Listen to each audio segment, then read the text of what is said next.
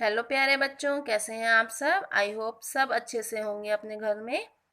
आज हम शब्द और वाक्य पढ़ेंगे ऑफ क्लास 4। शब्द मतलब वर्ड्स और वाक्य मतलब सेंटेंस, है ना। वर्ड से ही तो सेंटेंस बनते हैं। तो पहले जान लेते हैं इन पिक्चर्स के थ्रू। देखिए, शब्द पढ़ते हैं, शब्दों को समझते हैं पहले। ये क्या है? मछली।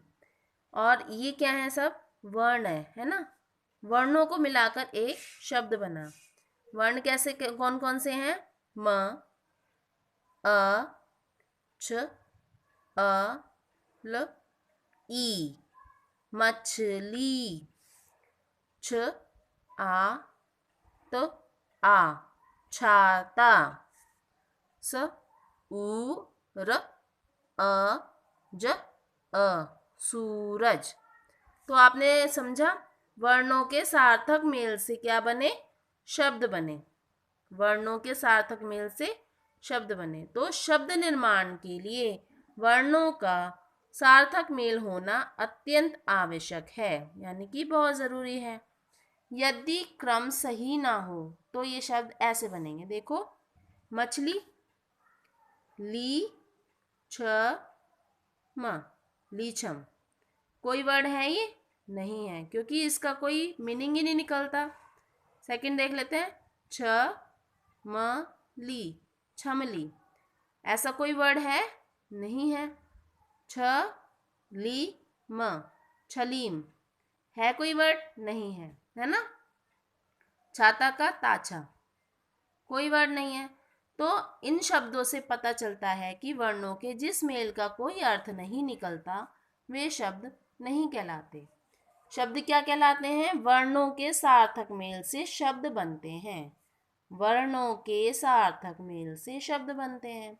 यदि आपसे कोई इसकी डेफिनेशन पूछे कि शब्द किसे कहते हैं, तो आप क्या बताएंगे? वर्णों के सार्थक मेल से, ठीक है, शब्द बनते हैं। समझ में आ गया आपको? अब शब्दों के भेद पढ़ लेते हैं। अर्थ के आधार पर शब्द दो प्रकार के होते हैं, सार्थक शब्द और निरर्थक शब्द। सार्थक शब्द पढ़ते हैं पहले। सार्थक शब्द वर्णों के मेल से बने ऐसे शब्द। अब मैंने आपको वर्ण बता दिया था ना पिछले चैप्टर में कि वर्ण क्या होते हैं, है ना।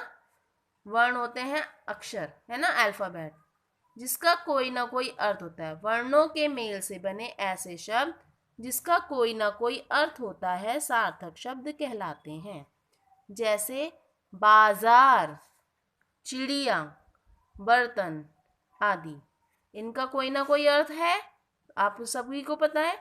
अब निरर्थक शब्द पढ़ते हैं। वर्णों के मेल से बने ऐसे शब्द जिनका कोई अर्थ नहीं होता, यानी कि कोई मीनिंग नहीं निकलता, निरर्थक शब्द कहलाते हैं। जैसे रजाबा, या चिड़ी, रत्नब आदि। कोई वर्ड है ये? याचड़ी, रत्नब नहीं है ना। तो ये क्या है? निरर्थक शब्द जिनका कोई अर्थ नहीं है। अब वाक्य पढ़ लेते हैं। वर्णों के सार्थक मेल से शब्द और शब्दों के सार्थक मेल से वाक्य बनते हैं। वर्ण से क्या बनते हैं? शब्द बनते हैं, और शब्दों के सार्थक मेल से वाक्य बनते हैं। इनके शब्द समूह सार्थक होते हैं जो पूरा अर्थ प्रकट करते हैं। उदाहरण देख लेते हैं। देखिए, चिड़िया उड़ रही है। चिड़िया उड़ रही है। चिड़िया में कितने वर्ण है? 3, है ना। 3 वर्ण है। वैसे तो इसमें मात्राएं भी काउंट होंगी, तो ये 6 वर्णों से बना है। उड़ रही है, तो चिड़िया क्या है? पूरा एक शब्द है। वर्णों से क्या बन गया? शब्द बना, चिड़िया उड़ रही है। और ये पूरा क्या बन गया? एक सेंटेंस बन गया, यानी कि वाक्य बन गया। रघु फुटबॉल खेल रहा है। माँ खाना बनाती है। समझ में आ गया?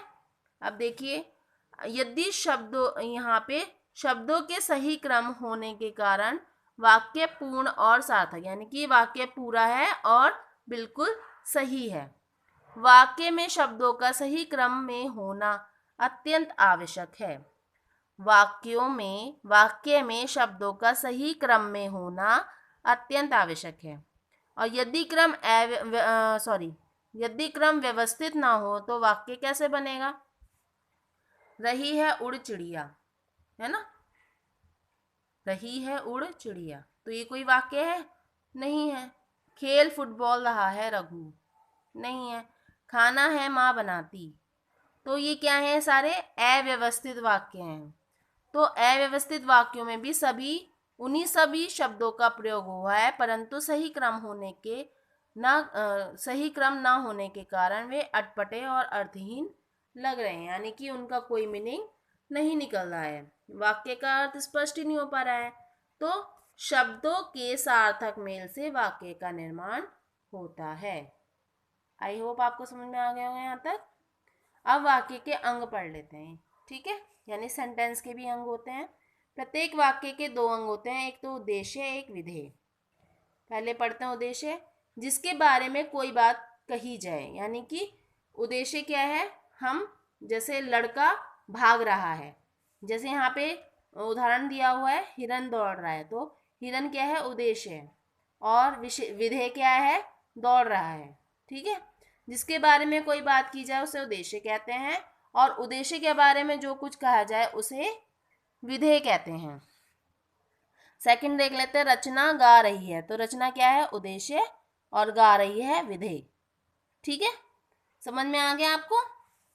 ये देखिए, पिताजी अखबार पढ़ रहे हैं, तो पिताजी क्या है इसमें? उद्देश्य, और अखबार पढ़ रहे हैं विधेय। माँ खाना बना रही है, माँ क्या है? उद्देश्य, और खाना बना रही है विधेय। समझ में आ गया होगा आपको यहाँ तक। दादी कहानी सुना रही है, दादी क्या है? उद्देश्य, कहानी सुना रही है विधेय। तो आपने देखा भाषा में वाक्य का बहुत महत्व होता है। इन्हीं वाक्यों के मेल से भाषा बनती है, यानी कि जो लैंग्वेज आप बोलते हैं वो किनके माध्यम से बनती है?